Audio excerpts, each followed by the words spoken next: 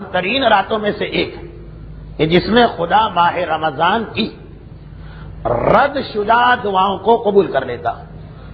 اب یہ پورا موضوع ہے کہ ماہ رمضان میں خدا کا وعدہ ہے کہ ہر ایک کی دعا، ہر ایک کی توبہ اور ہر ایک کی حاجتیں قبول کرتا.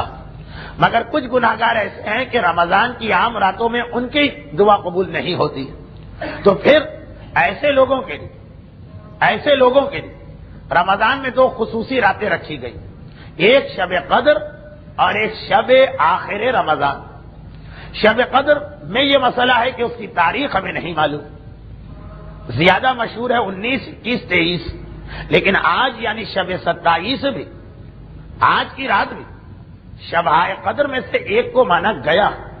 اور شب قدر کا جو فائدہ 19 ہو، 21 ہو، 23 کے لیے بتایا گیا، وہ فائدہ آج کی رات بھی ملتا.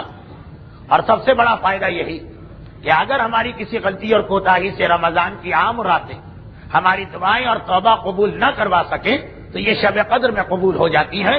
تو آج کی رات بھی ایک چانس ہے. اور پھر جو آخری رات ہوگی رمضان کی، آخری رات، وہاں بھی وہی مسئلہ کہ آخری رات کسے کہتے ہیں؟ دو راتیں. ایک تو آخری رات کہلائے گی شب ہفتہ، اور چاند نہیں ہوا تو شب اتوار. یہ وہ آخری راتیں ہیں کہ جس کے اندر اگر آپ نے رمضان کے فائدے کو حاصل نہ کیا تو پورا سال پھر ایسی فضیلت آپ کو نہیں مل سکتی. تو میری اس حوالے سے دونوں گزارشات ہیں.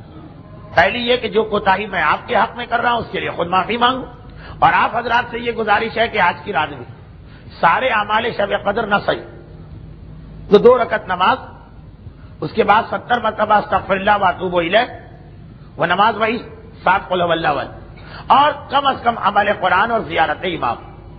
مختصر یہ عمل تو آپ آج کی رات کہیں آتے جاتے گھومتے پھرتے 15-20 منٹ کے لیے نکال لیجئے. یہ 19 اور 21 جیسی ہی رات ہے شب 27. رحمتک یا ارحم الراحمین وصلی اللہ علی محمد و